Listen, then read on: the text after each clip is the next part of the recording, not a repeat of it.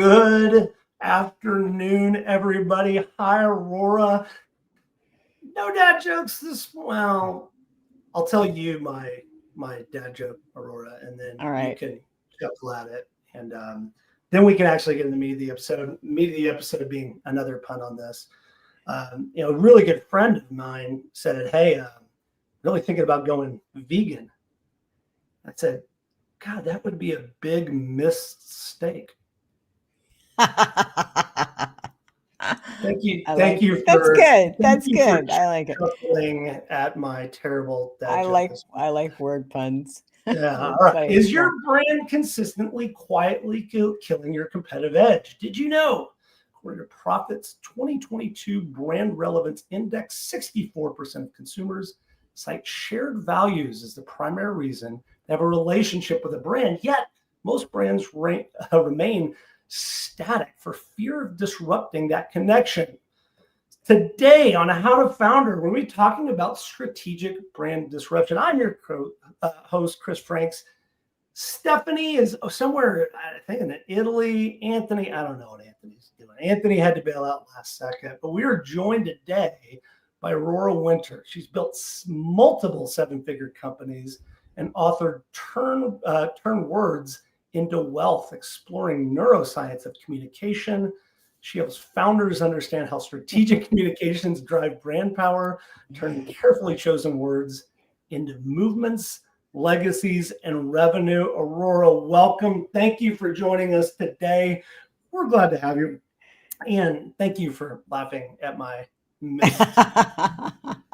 joke. I thought it Mistake. was terrific. Yeah. It's a great dad joke. Well, I'm glad to be on with you, Chris. And my intention is to make enormous contribution to all the founders, especially those who are in the process of raising capital, so they can learn how to nail their message and get yeses instead of no's when they go to raise capital. We were just talking about that before, about this idea that it's a skill set that a lot of founders, that particularly technical co-founders, like people that are very, very smart people and that could do things technically that I can never even dream of. Yeah. They lack oftentimes just the very basics and fundamentals of telling a story, which is, I think, and really, I guess that's probably my first question for you, Aurora, is like, tell me what a brand is in the context of being a founder, and particularly early, right? If I'm starting a company, I want to go raise money, I'm trying to raise capital. What does that even look like as far as trying to build a brand or a brand story? Well, I want to answer the brand story question, but first, for those of you skeptics who are listening to this, I want to grab your attention and let you know with a little story how important this episode is and how much value you're going to get. Most founders have no clue that the value of their story could increase the value of their shares by as much as 27 times. No, not 27%, not 2.7 times, but up to 27 times. So pay attention to this episode, because if you can learn even one of the things that I'm going to share, it could dramatically improve your result. Every founder I've worked with, because I do media coaching and one-on-one media training, every founder I've worked with who had started with zero capital raised has raised 7 at minimum figures, and often 8 figures or more. So, and they would go from blah, blah, blah, blah, blah. You like the person, they're smart, you have no clue what they're doing, to, at my event, sometimes people in the audience actually invested in their company right then and there because they were like blown away by the concept. So back to, what does a brand mean? So a brand, here's the thing. Most people don't understand that you do not actually own or control your brand. And why I say that is because your brand lives in the mind of the marketplace, and you do not own that mind. There's not a lot of room in other people's minds for your brand. So your brand is actually perception. Perception is reality in branding. So what is the perception of your business? The perception of your business is usually your powerful story, your YouTube channel, your book, your website, and first impressions on those things. So it's such an interesting point. We've discussed it a bunch sort of on previous episodes. But I came up in the world of growth marketing, and growth marketing was about science, not brand. It's really about, if you could serve the perfect ad to the perfect person at the time, and really use the analytics. And I've sort of changed my thought on that in a world where everything is driven by AI. That really authenticity matters. But I think that a core question that I struggle with is, to what capacity is a brand related to a company, and to what capacity is related to a founder? And I think I'm starting to believe now that the founder has to be a part of the brand story, or founders. What do you think? Am I on the right track or no? Absolutely, I agree with you, Chris, because people are interested in human stories. Stories stick in the mind. Stories become viral. Statistics don't stick so much, but stories do. Like, most people can remember Oprah's story, going from poverty, terrible abuse as a child, becoming, the first billionaire. Her cover on every Oprah's O magazine. That was unheard of at the time. Oprah knew the value of building a brand, and she built $1 billion brand as a consequence. But today we can look at companies like Dior. Dior has a brand, but there's a danger in becoming stale. Everything that is living is changing, is evolving, is growing. You can't hold steady. There's no such thing as steady. You're either growing or you're shrinking. So small tweaks to your brand, small improvements, even a conversation about making a change, like Dior has a certain thing going on and they changed it. Like, look at the runway. It's like, well, that's really out there. I'd never wear that, but it's alive, right? And so I encourage people to think of their brand as a plant, as something living. You got to water it, you got to nurture it, and you also have to keep on repeating your core stories again and again and again. I spent a lot of time in Silicon Valley, and everybody was thinking about MVP, minimum viable product. I challenge people to think about a masterful, visionary pitch. That kind of MVP will raise 7 or 8 figures. So, like you were saying, Chris, is it the brand, is it the business, or is it the founder? It's whoever is willing to speak up and be the visionary. It's the Steve Jobs of the company. Steve Jobs and Apple are inextricably linked because he was the showman. He also had a bunch of great ideas, but he would practice his Apple pitches for 3 weeks. He's running a huge company. Did he have time? He made time to practice his pitch because Apple launches matter that much. And I would challenge every founder listening to this, your message, your pitch matters that much. You should spend 3 weeks of the next month working on it. I'd be glad to help you with that. That's what I do, media coaching. Most people are like aware of the 80-20 rule. 20% of your activities will bring 80% results. And I challenge people to do the 20% rule again. So 20% of 20%, 4% of your activities will bring you 64% of the results. And in that 4% is your pitch, your story, your confidence, your clarity as you're giving it as well.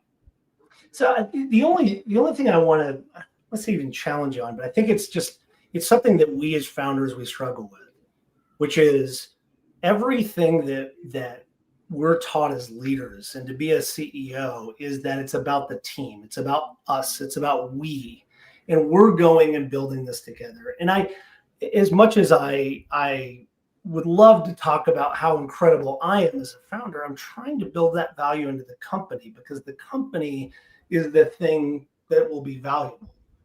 But yet, and I agree with you, but it's so hard to figure out, to what capacity am I talking about me, which can feel narcissistic. It can feel incredibly selfish at times, versus talking about the value that the company's trying to provide in the world. I'm with you in the sense, like, I think that it has to come from a human being because it has to be authentic. But to what capacity am I talking about me versus talking about the company and what the company is going to do? You don't have to talk about you at all, but somebody has to be willing to actually give a passionate performance.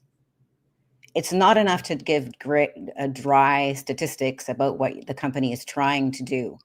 People apparently have an attention span of 8 seconds. So don't start off with your name, your company name, how many employees you've got. You've already lost them. Start off with something compelling. Like, what is it that you're up to? What is the problem that you're trying to solve? But don't cloak that problem you're trying to solve in numbers and data only. You can add those, but cloak them in human stories. The human stories of your team that's working on this. Maybe they worked until midnight last night. That can be part of a story, but also the story of the transformation that your company provides or is seeking to provide. I think we're not in the information economy anymore. Information is dead.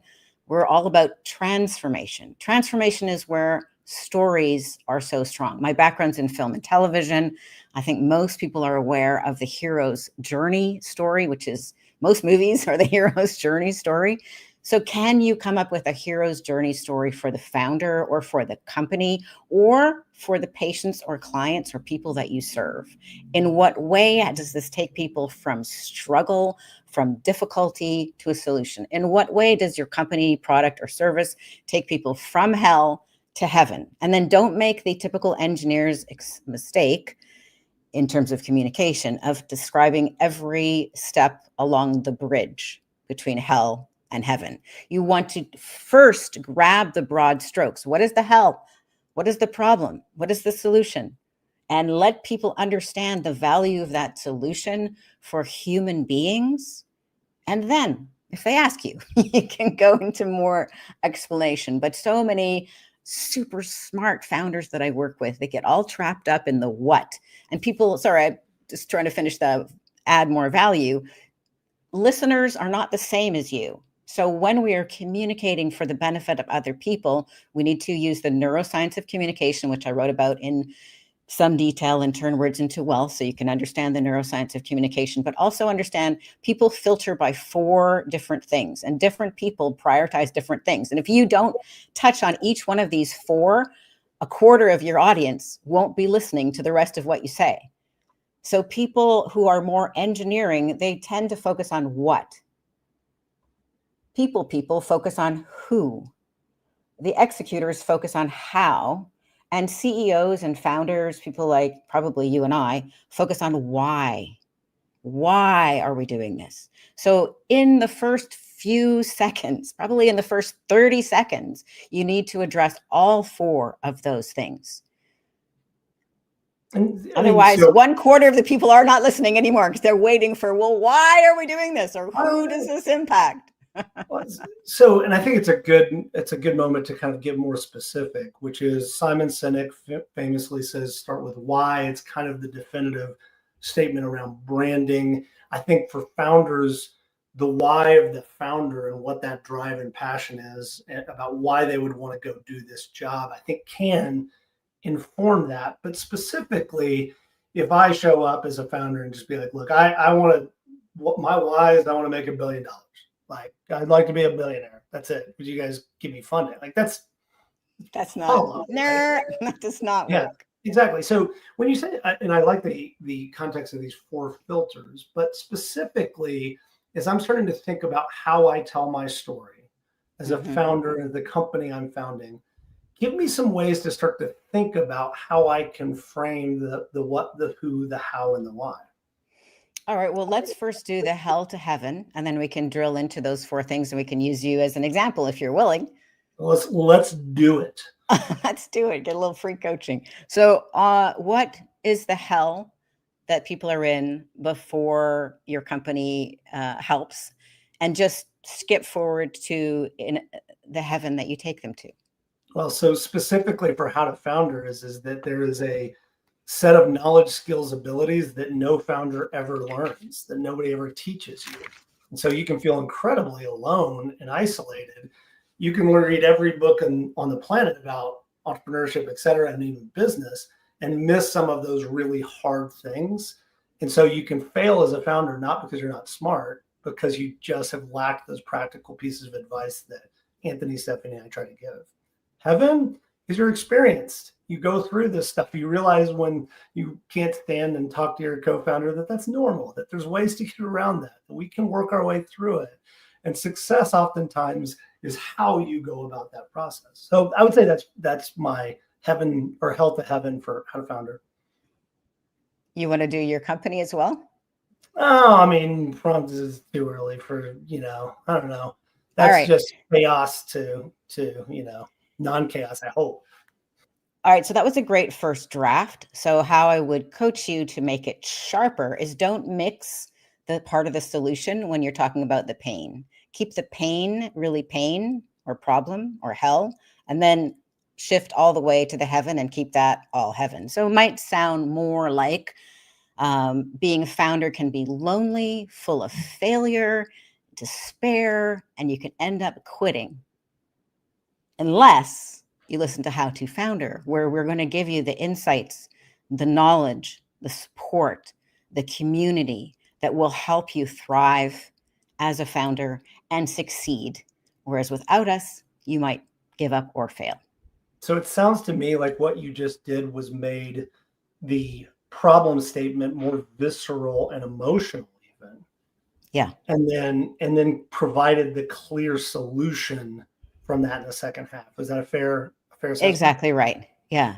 So engineering people tend to avoid talking about emotion. Got to trigger emotion. Emotion is why people buy. Emotion is why people remember. Emotion is why people connect. Emotion is why people actually do anything.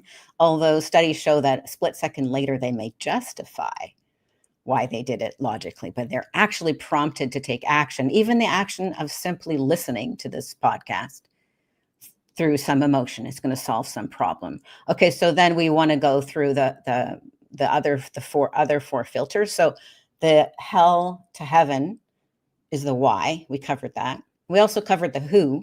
It's for founders. Okay, so then what about the what and the how? We do a bunch of silly podcasts, and all you got to do is, hit that like and subscribe. That's right. What? It's a podcast, and how? Just like, subscribe, and tune in. So there we've covered those 4 points. And now if you were raising capital for How to Founders, once you've covered those basics, the 4 filters, and that hell to heaven, now you can say, and my name is, and I'm here to raise capital, or whatever is the engagement piece that you want. Or the other thing you can do is you could then give a keynote speech and say, here's 3 things I learned by interviewing 100 guests on How to Founder that I think you'll really find interesting. And then you've set up who you are and why How to Founder matters. And then you can go on in more depth and give more content in a keynote, or you can ask for funding or whatever the case may be. But people can only listen for about 20 minutes. That's the other element of neuroscience to keep in mind. So it's nice to keep your content in small chunks and make each chunk like a little story. And then check in with the audience. If it's one-on-one, I can check in with you, Chris. But even if you're giving a keynote speech that's longer than 20 minutes, maybe you're talking for 60 minutes or 90 minutes, you can still have a little moment for the audience to make eye contact, to kind of nod, to say, amen, or like to get a little engagement so that you're breaking it into chunks. A major mistake people make when they're planning a 60-minute talk is they plan a 60-minute talk. Don't do that. Plan 5-minute talks. Yeah, 5-minute talks that add up to 60 minutes. I'll serve you much better. So I think part of the purpose of this podcast, I think this is a really interesting framework, but is when and how to evolve a brand. I think we set it off the top, but let's just cover this, which is we have the tendency to say as founders, like, look, we invested, we hired a designer, we got a good logo, we even did our brand story, and we have our brand book. We're good. Like, we're set. We don't even need to think about our brand for the next several years. And the only time that we really need to think about evolution of a brand is once we really get big and people start caring about us. Is that fair, or should we think about brand evolution as part of our overall maturation process as founders? I think you should think of it as part of the maturation process. I think a big mistake founders make is they think their brand is their logo. Your brand is not your logo. Your brand is not the colors on your website. Your brand is not your font choice for your letterhead. Your brand is not the color of your business card. None of those things are your brand. Your brand is a story. That story has to be heard in the marketplace to land. When you notice that your story is getting stale, you must refresh it. It can still be the same general theme, but it needs to be refreshed. How to Founder podcast is a perfect example. So, we already covered what How to Founder podcast brand is, but each week you do a fresh episode. That's branding in action. You're interviewing somebody new, you're adding more value, but you're still doing it on this same thing. It's the same with the fashion design. They're coming out every year with new, or twice a year with new models, new fashions, some hit, some miss. But again, if it's not alive, if it's not evolving, if it's not being talked about, it's dead.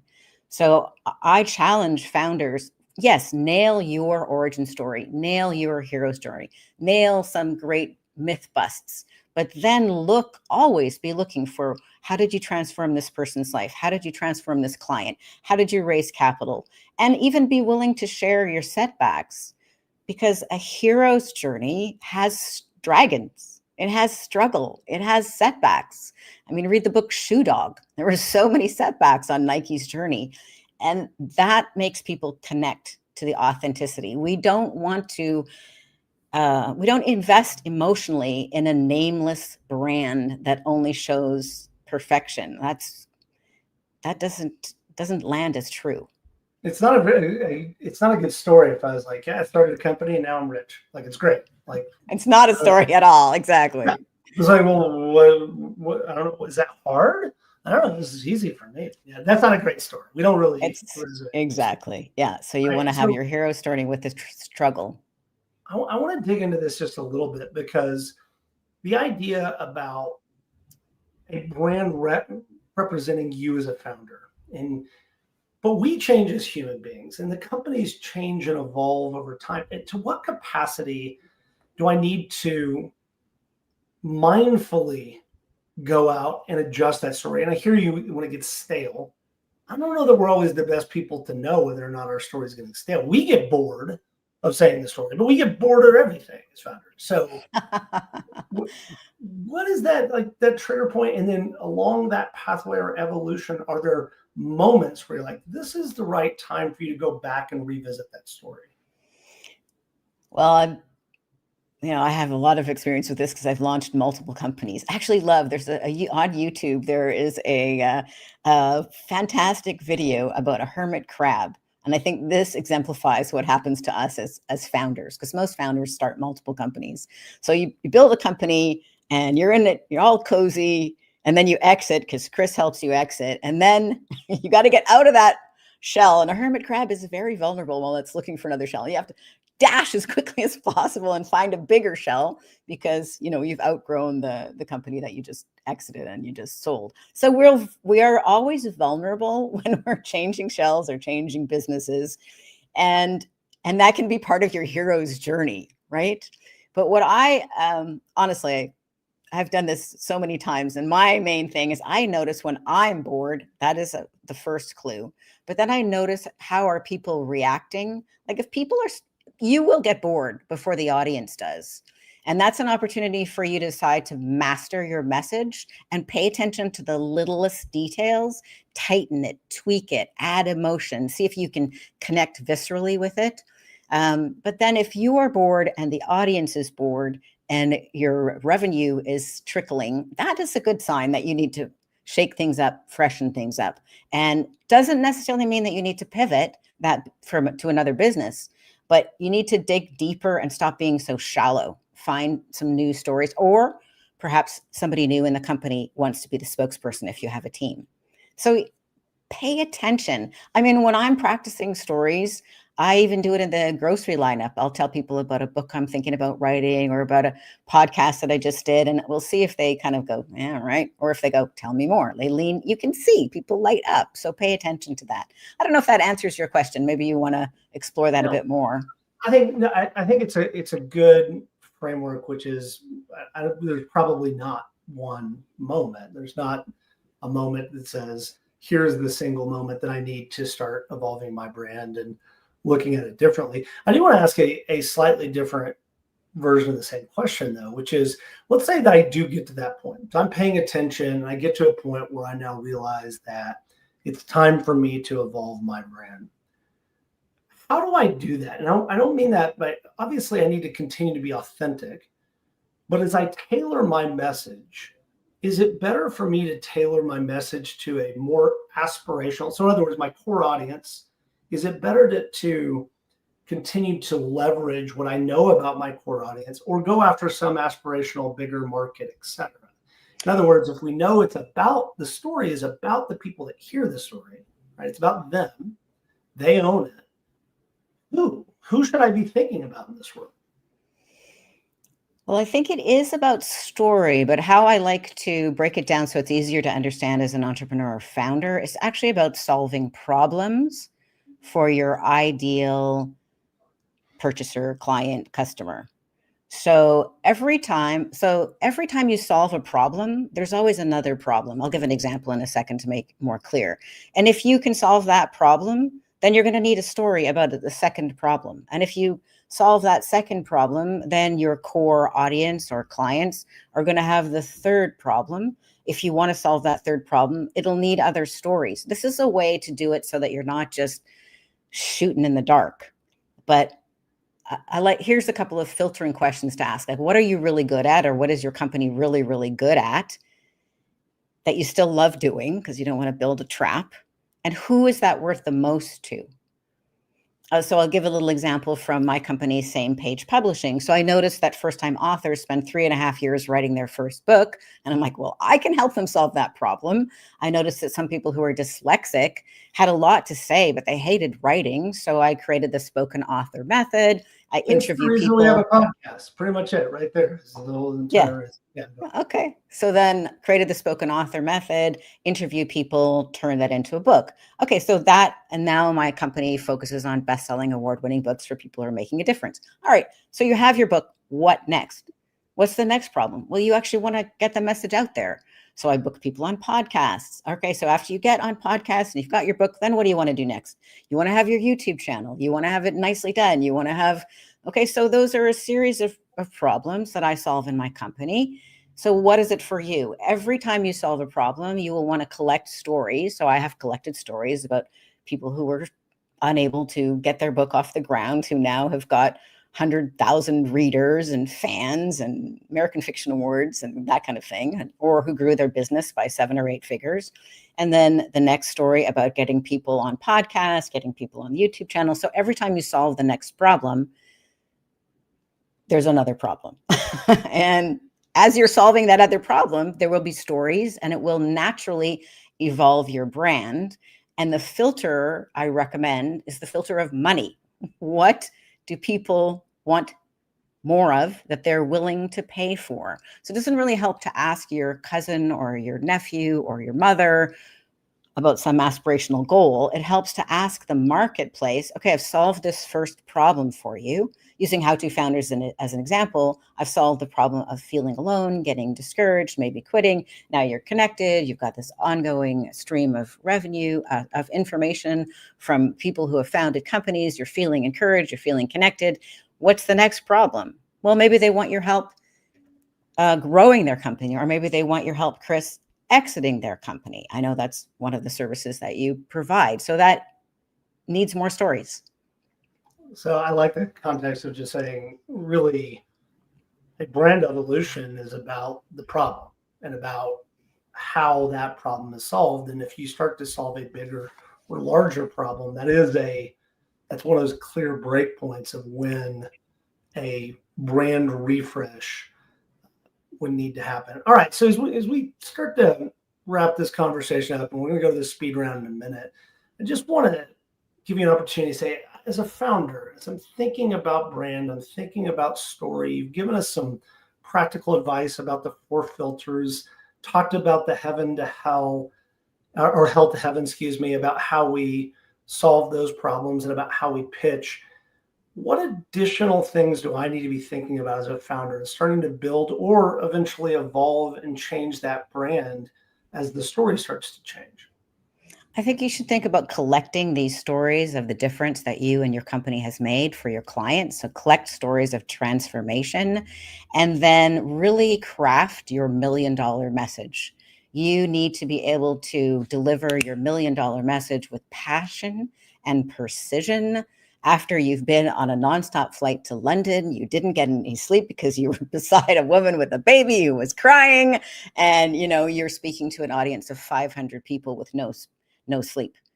You got to nail it. You have to practice it. I really want people to understand it's a skill set, like playing basketball, like ballroom dancing. Everybody can walk, but not everybody can ballroom dance. What's the difference? It's practice.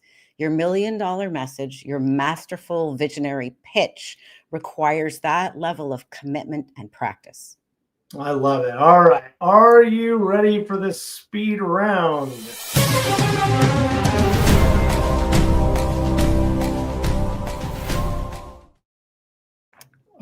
Do you like our dramatic speed round music? Dun, dun, dun, dun. I do. Very dramatic. All right. Very dramatic. Revenue drops 15% post rebrand. Do you revert immediately or start to wait maybe and see if the brand resonates?